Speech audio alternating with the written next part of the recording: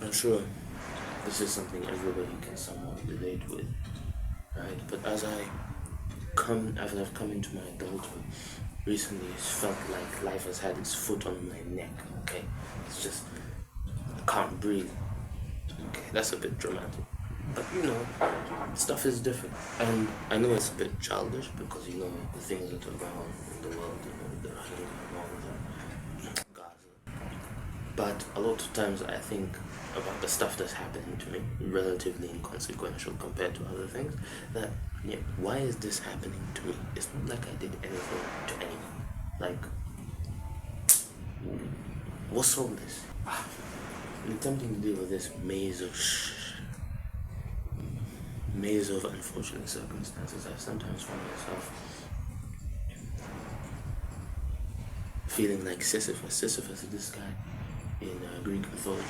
In hell, his punishment is that he has to roll a boulder up a hill, and then when he gets the boulder to the top of the hill, the boulder crushes him, and it rolls back down, so he has to go and pull the boulder back up the hill.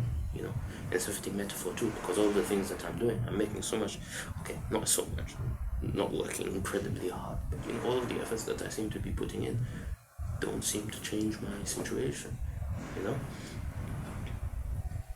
For example, like, this is a very basic thing, but let's say you watch a movie and you get really inspired, you want to be fit, you want to be a wolf, all that, alpha male, all that, right?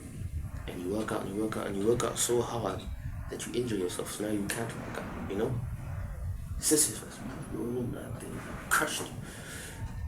And now you have to take a 6-week break before you can even attempt to roll it again. That's a bad example, very basic, but with life it's much more complicated, because it's not as simple as rolling a boulder up a hill. The goal is set, what you need to do to get to the goal is known. But life is much more complicated. You can never tell whether the inputs that you're putting in will ever get you to where you want to go. Will the boulder ever get up the hill? What is the boulder? Where is the boulder? ETC, it's just confusing. And I'd almost resign myself to it. It is what it is. Until I remembered something I had read during Ramadan. The Quran. Not that I only read the Quran during Ramadan. That's dope. But this was about the story of Yusuf. If you're not familiar with who Yusuf is a prophet in Islam, okay? Prophet is a person sent by God to certain people. Oh, by the way, for those who don't know what the Quran is the book, the holy book of the Muslims. So basically, Yusuf is the son of Yaqub, who is another prophet. His name is Jacob, I think in English, and he himself, Yusuf, equals Joseph, okay? And basically, Yusuf, he has 11 brothers. 10, don't know the names of. One is called Binyamin, or Benjamin in English, right? To get to the point where I want you at, just know this. Yusuf's 10 brothers, excluding Binyamin, they're jealous of him. They're jealous of him because, their dad, Yaqub alayhi salam, they perceive that he loves Yusuf more than he loves the rest of them. Okay. They decide to get rid of him and they throw him into a well. Okay. Somebody finds him in the well, takes him to Egypt, and sells him as a slave to a guy called Al-Aziz. Al-Aziz is a big G. Okay. He's like a minister in the government of Egypt, something like that. He's a pretty powerful dude, right? Al-Aziz and his wife, they take in Yusuf, and they treat him really well. In fact, Al-Aziz, he says to his wife that, let's treat the child well. Perhaps he'll benefit us, or we can take him as a son. So they're even planning to adopt him. They treat him really well. Yusuf is appreciative of this, okay? When Yusuf grows up, the wife of Al-Aziz starts to develop feelings for Yusuf,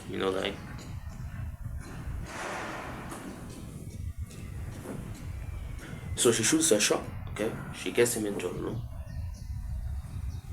She closes the doors. And she tells him, "Get over here!" A bit forward, in my opinion. Very, very forward. Probably she tried stuff before.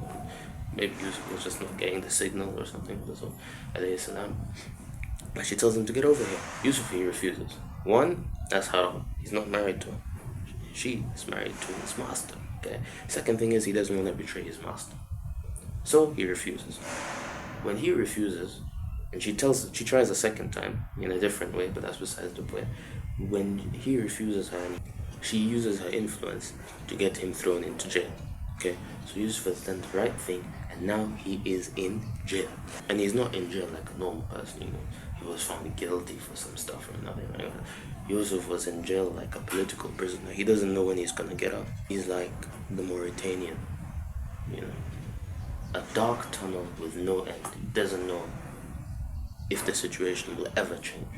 Okay, so Yusuf, he meets this guy in jail, and this guy was the cupbearer to the king. He does this guy a favor. This guy, he has a dream, and the dream, he doesn't understand what it means. He asks Yusuf, and Yusuf explains it to him. The interpretation of his dream, because Yusuf could interpret dreams, is that he would be free and he would pour wine for his master, who was the king. Okay, so Yusuf, he does this guy this favor, right?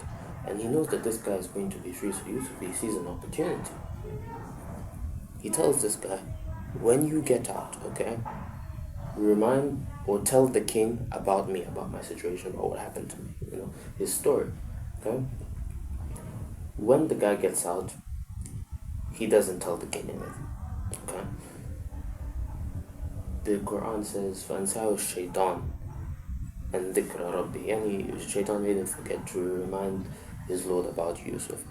And then Yusuf stayed in jail for a few years. Okay? A few, I'm not an Arabic etymologist, but I assume when you say a few, you mean 2 to maybe 7. Okay, 2 to 7 years. Let's take it at the minimum.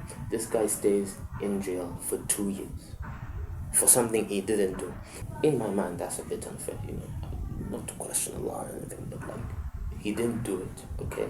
This is the part of the story where some miracle happens and then he gets out. That's in my head what is supposed to happen. But he stays in jail for 2 years.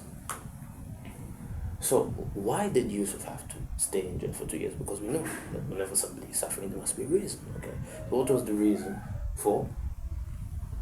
First of all, what is the reason why he had to stay in jail for 2 years in the first place? If you think about it, just objectively, think this was a normal person. Yusuf's plan isn't that good, frankly. I mean, this is the king's cupbearer we're talking about. The king's cupbearer is supposed to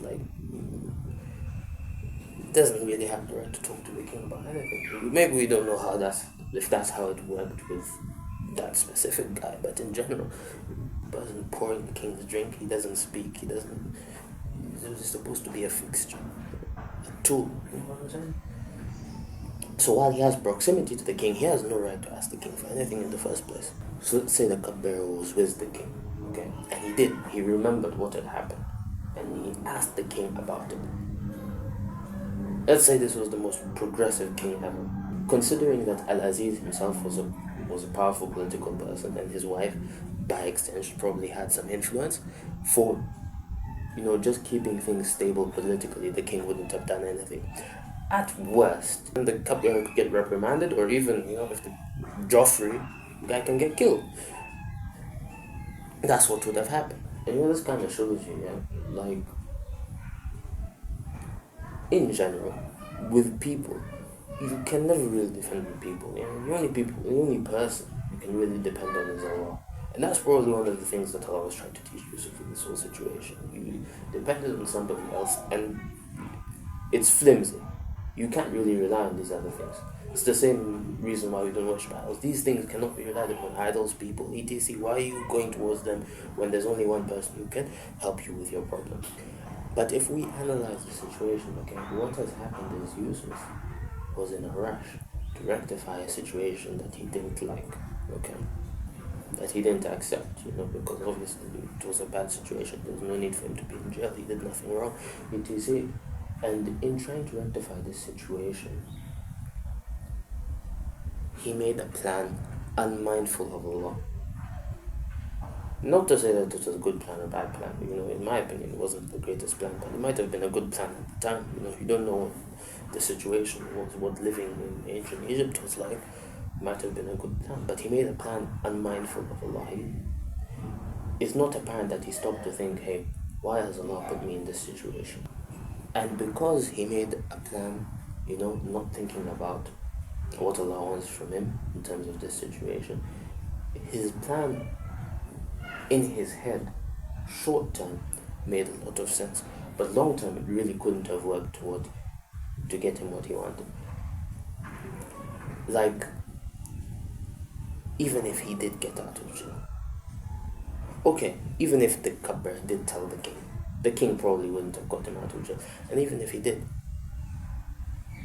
no, I just don't think it would have happened. Frankly, I don't see how it could have worked. Even if he got out of jail, he would probably have ended up like this cupbearer, some sort of slave. Well, he was a slave before, but he wouldn't end up back with Al-Aziz. And if he got out, being a slave, like with this cupbearer, right? Al-Aziz and the wife could okay, not Al-Aziz, we don't know how Al-Aziz felt about him, but the wife could keep pressuring him, and then he'd just be back in the same position, unless he acquiesced, which is not a solution to his problem. So there was no way what he did could have worked for him in the long term. And so his situation just stayed the same. Any way it would have gone, his situation would have just stayed the same. He'd be trapped, practically. This is something we all do. You want to be rich, or at least stop being poor. And so you want to be rich, you're looking into these different businesses, and you're switching between them, trying to say which one will get you where you want to go faster, which one makes you the most money, and stuff like that. And you're looking through all of this content about making money, but because you're doing these things in a shallow manner, not being mindful of what it is Allah might be trying to teach you through this situation, right? You're just like, woo, woo, woo, It's a quick come up, like a person who makes money through a scam, okay? Yes, you'll make money in the immediate, okay? Then eventually everybody realizes it's a scam, and then your sales drop and the police come for you, and in the end you just end up where you were before, broke. You know what I'm saying? And there are many other examples of this I could use, but basically you're in a situation where there's something that is causing you pain, something that is causing you to want to move out of it, right? In Yusuf's case, that was him being put into jail for something he did not do, and then he tried to do the thing that he thought would get him out of the situation fast, okay? But that was not what Allah wanted. Allah did not want to get him out of the situation, so just so we could end up in a similar situation that is just, only a little bit different. Allah wanted him to leave and be out completely. Because if you try to get out of the situation fast, it backfires and you end up in the same situation, then you just end up rinse repeating, because you think that if you do the same thing but a little bit different, if you make a little change like this, little change like this, little change like this, you're going to end up in a better situation. But really it's just woo, woo, woo. And some people are like this their entire lives. But if that's the problem, you're trying not to make a plan mindful of Allah, so you just don't end up rinsing and repeating the same parameters of your life. What is the solution? A few years later, the king, he sees a dream, okay? He sees 7 fat cows being eaten by 7 thin cows, lean cows. And then he sees 7 green spikes of grain, and then 7 others that were dry. And he wakes up and he tells his ministers, the people around him, about the dream. And he tells them, interpret this dream for me, if you guys know how to interpret dreams. And the cupbearer is there, because he's the cupbearer. And his ministers, they're stumped, They say it's a mixture of false dreams, and honestly, we don't even know how to deal with that stuff. So the cupbearer, seeing that he can contribute in a valuable way, because he has his boy, Yusuf, the champ, knows how to do all of this stuff, can interpret anything, right? He sees he can make a contribution without suffering any severe repercussions, because he can deliver. This is the one thing he can deliver of value to the king other than his juice, He tells him, send me forth I'll go and get you the answer to what is happening into your dream, Goes to Yusuf. He's like, bro, so this is what happened.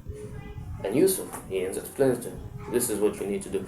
Basically, the dream means, they're going to be 7 like really good years in terms of harvest and all of that, and then after that there'll be like 7 years of famine, basically. And he gives him like a proper explanation. So this is what's going to happen, and then this is what you should do. You should keep your grain in the stalks, and you store the thing in the plant so that it doesn't rot, and then you only eat what you need to eat, so that when the 7 years of famine come, you have the food for 7 years that will take you through. And then after that, in the dream, the meaning of the dream was that after that everything would be normal. So you prepare these 7 years and you keep everything that you need, only consuming what you need to.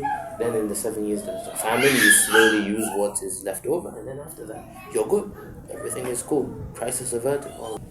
And when Yusuf, this is after the amount of years that he's been in jail, when Yusuf explains this to the guy, he does not mention anything about about his favor. And this guy was supposed to go tell the king about what had happened to him. He didn't. He didn't. He comes back here asking for help. He doesn't even mention anything. No news. No nothing. He doesn't ask any of that. Because now Yusuf has realized what's going on. He just gives him the information. The guy goes back to the king and he explains to the king what happened. And the king sends a messenger to Yusuf. And when the messenger comes to Yusuf from the king, what Yusuf does is he sends this messenger back and he tells him to ask the king about what happened with the women who cut their hands. So I'm not going to explain that whole part of the story, but basically he's asking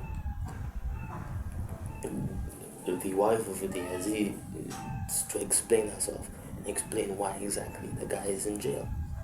So he's brought his case back to the fore and he's made it evident that he's innocent. Okay, so he's proved that he's innocent in front of everybody, in front of the highest authority. You have to understand the reasoning. You see, you might be thinking, Yusuf wants to get free from jail because, it's been 2 years, he wasn't there for any reason. He's, twitching at the eyes to get out of here. No, Yusuf does this, and he says this after, his innocence is proven.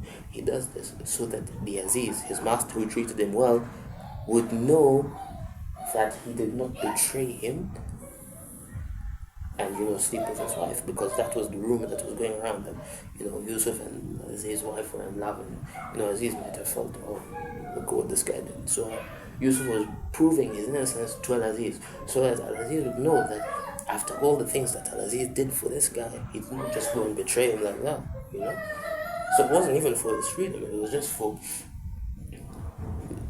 to put at ease the guy's mind. So all of his actions, as you can see, after he's trying to get out of, after this 2-year period in jail, is he's trying to do something for somebody else. He is giving, he's not taking. He's giving that guy the answer to his problem, so he can look pretty G in front of the king, the first cupbearer and all of that stuff. He's giving the Aziz the assurance that he did not betray him. Giving, not taking, first of all. But when the king hears this whole story, he's pretty impressed with Yusuf. Okay, first of all, he's rejecting beautiful women. He does things by asking for favors in return and all of this stuff. The king wants to give this guy an out. First of all, he frees him from jail. That's okay. And then he tells him that now you're with us, well established in position, something like that, right? Yusuf asks to be appointed over the storehouses. Yusuf is asking to be appointed over the storehouses because he knows what is going to happen, because he interpreted the dream. He knows that there are 7 years of famine, of good harvest, and then 7 years of famine, right? And he wants to be in charge of this thing, because if it's given to somebody else, people might not heed the warning, because when his ministers, the ministers of Al-Aziz, they heard about the dream, they're just like, somebody else was in charge of that thing, especially among the ministers of the king at the moment. But they wouldn't treat it seriously, and you'd end up in a situation where they were just acting like everything was normal, and the famine would hit, and the people of Egypt, the ministers, everything. So Yusuf, he has to be appointed over the storehouses because he is over it Korea. And he says he's able to control it and he is going to be trustworthy in that position. Okay. And basically it is through this position, right, that Yusuf actually ends up uniting with his family. Because remember, his brothers threw him in a well, okay? And when he was thrown in a well and they didn't, take him to Egypt, his family had no idea where he is. He has no idea where his family is. And there was no way for him to get back to them because he was a slave, first of all, in the beginning, and then he was in jail, right? When he is appointed over the storehouses, now that he has a position, he has some sort of like freedom. This is how he gets reunited with his family because the 7 years of like good harvest, they come in and all that. But when the years of famine starts, because Yusuf has planned properly, in Egypt there's no famine, but in the surrounding areas there's famine. Okay, so people from the surrounding areas, like Yaqub and Yusuf's brothers, come in asking for aid, because of the famine. So that's how he ends up meeting his brothers, because his brothers have to come to Yusuf for help. In summary, this is what you need to do anytime that you're in a bad situation. When there's something, it's just it constricts your breath, a situation that you really want to get out of. This is the complete way to do it, because if you don't do it like this, let's say for example you're poor and you want to be rich, you can end up rich and still in a shitty position. People who are just like, on the surface it looks like you're in the best position that you could be in, but it's obviously just so terrible. Like imagine being the American president, Joe Biden, an old man forced to walk around, like, who should be in a home, being taken care of by his family, is falling downstairs. They're keeping him there and he can't get out. You can, if you try to get out of a situation in a way other than this, what you end up in is in a situation where you're still trapped, but just in a different way. Noah, when he's preaching to his people, right, he says to Allah, قال نوح رب إنهم أسوني واتبعوا من لم يزده ماله وولده إلا خسارة. يعني, my Lord, they have belied me, they've rejected me and my message, and they have followed a person whose wealth and children increase him in nothing but loss. Yani he's making more money day by day. He solved that problem. He has kids. He solved that problem. He has like wives and all that stuff, right? He solved that problem, but this, it does not give him contentment. He's always still, the situation of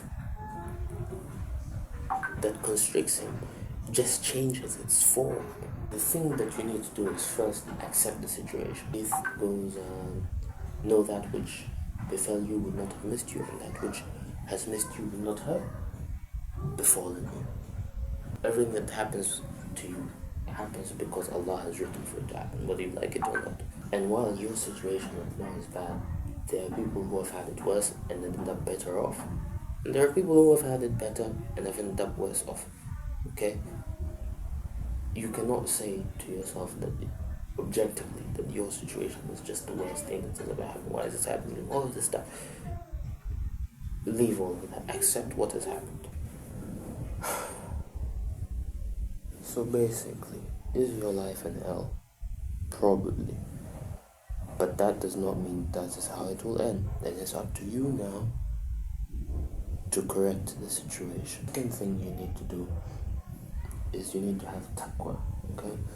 Taqwa is having fear of God, or just being mindful of Allah as you're doing things. The first point under this is the reason why you keep Allah in mind is because Allah is the only thing that can be relied upon constantly.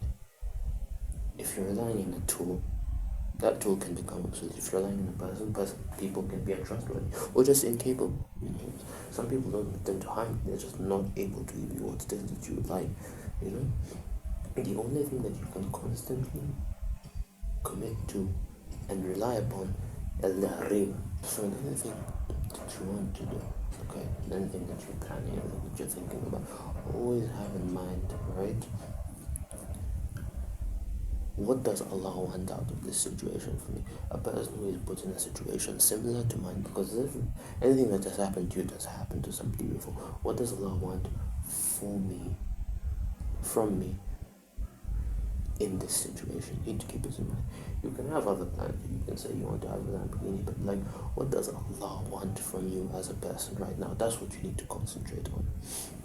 Because if you don't, yes, you can end up very successful in one specific area, and that's how a lot of people in the West achieve success. A person is like a billionaire, philanthropist, and stuff like that, right? But his wife hates him. You can end up in a situation where, yes, you're a very powerful person, but your family hates you. You can end up in a situation where you ostensibly you look like you've made it, but you want to kill yourself. If you don't concentrate on what Allah wants, attach attention and work to all those specific areas that Allah wants you to do that too, yes, you can end up successful in one way, but it won't mean anything. And if you're wondering what is it that Allah wants from me and you're not sure about that, basically just read the Quran.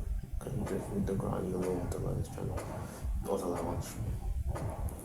And the second reason why you keep Allah in mind when you're planning is because no matter how smart you are, no matter how you are, you cannot be in control of everything. People do things right and they want things to go right and stuff like that. And when things don't go their way, they're like, why has this happened to me? And they start to get depressed because they feel as if their failure is something that reflects badly upon them. Okay? When you are planning for something, you plan, you keep Allah in mind, and whether it goes right or not, you know you have done the right thing. You can sense that you are still making progress. You can ask yourself that question. Did I planned, kept Allah in mind, I went, it didn't work. Did I try my best? Yeah. So you know that you're still making progress. Otherwise, if you don't, when your plan goes wrong, that's something that you take personally. You blame it on this person, you blame it on this person. You were going to do a specific set of things, right? You made sure that you weren't not going to do something wrong or something like that. You went through, it didn't work out. The only thing you should concentrate on is the fact that you did those things and you kept Allah in mind. The rest of it doesn't matter. Don't start going off, start saying bad things to yourself, or as that person did this to me. And all of this was in the will of Allah. So you remind yourself of that while you're planning. It's not that this is what is going to make me happy. No, this is what I'm doing because this is what I think Allah would want me to do, and this is what I want, and I'm going for it. If it works, it works. If it doesn't, it doesn't. It wasn't Allah's plan. You don't start to... The human brain always wants somebody to blame except for themselves, or even themselves, but that's not the point. It doesn't matter whether you fail. It matters how you are. The third thing is don't follow your desires. There's a saying, one of the Sahaba used to say this is one of the people who came after the Sahaba. They called the Tabi'in literally the ones who followed, so the ones who followed the Sahaba. And basically he was saying the Sahaba used to run away from the dunya, the things of the dunya, women, money, etc. And these things used to chase them. But we, as in his generation, can't even talk about us right now, we chase the dunya and it is running away from us. And it's a very, very interesting point. A human's desires can never be fulfilled. So if your whole thing is, I want this, so I'm working towards it, right? You can do that, but you have to know that after you have that thing, it's not going to mean anything to you. So just be the next thing, the next thing, the next thing, There's a saying that the only thing that can fill the stomach of Adam is the dirt. And when he dies and he's covered, that's when he stops having these things that he wants. And if you're always following your desires, you're always in a state of loss, of deficiency. You understand? At the beginning of this video, I was talking about how Yusuf was in a dark tunnel with no way out, right? Desires are the tunnel. If you keep going down the road of your desires, you're always in a tunnel. And the tunnel only ends when you switch road. You stop following your desires, you go another way. The only other way, the only road you can turn into is Allah. Okay, so if you follow your desires, you're not going to get anything. But if you're able to restrain your desires, this can be over a short period or a longer period. The longer you can restrain your desires, the better it becomes for you. But basically, if you're able to restrain your desires, not go after them, you'll be able to get the things that you want. Just think about a person who doesn't eat chocolate every day, has healthy skin, is not fat. A person who resists the urge to spend money on all these like trivial things he wants in the moment ends up with a lot of money. The thing is that you restrain yourself from grow your position. So it's just like going back to the example of Yusuf. Yusuf was first in jail, right? He sees that guy, he does him a favor, and he thinks, hey, you know what? Let me use this guy to get what I need to do, what I need, and he basically to get out of jail. And it doesn't work. But you see, after those years, Yusuf was in jail. The next time the guy comes, Yusuf does not ask this guy for anything. The guy comes, hey, interpret for me this dream. This guy had promised that he was going to tell the king about him, and he was going to get out of him. And Yusuf thought he was going to get out of jail because of that. He didn't even mention it. He interprets the dream. He gives him advice, extra advice. The guy goes back, and Yusuf, the whole way afterwards, is serving. First, he's giving advice to this guy, okay? Then he's giving advice to the king. Then he's appointed over the storehouses. So now he's just giving, he's serving the whole people of Egypt, and then eventually even more the people around Egypt. So Yusuf's path to get what he wanted, Yusuf's, get rich scheme was basically he had to give and give and give and give and give. And as he continued to do that in larger and larger amounts, his position was raised. So that's what you need to look at. You don't look at what I want.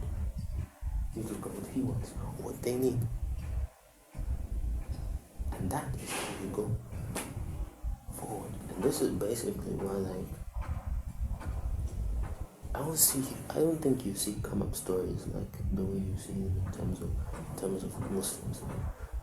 This Ambar, the Ethiopian slave who ended up a king in India. If you're talking about Bebas, the guy whose family was slaughtered when he was a child, and then he goes up to be the king of Egypt. Nobody has mobility like Muslims, because that is how you think. Other people think about what they want and what they want to get all this stuff. Muslims, how to serve. And if you look at all of these people go from nothing to something. In Islamic culture, it's always somebody, if they're not born if from the bottom, it's always somebody who is able to serve incredibly well. Ambar was an incredible general. Bebas, but just look it up. I can't even explain it to you. And if you do this, any man who does this, any man, woman, whoever, can be born a slave and end as a king in this life or the afterlife. Basically, if you put your focus on going to Jannah, Allah can give you a taste of it while you're still here. That's it for the video. Assalamu alaikum.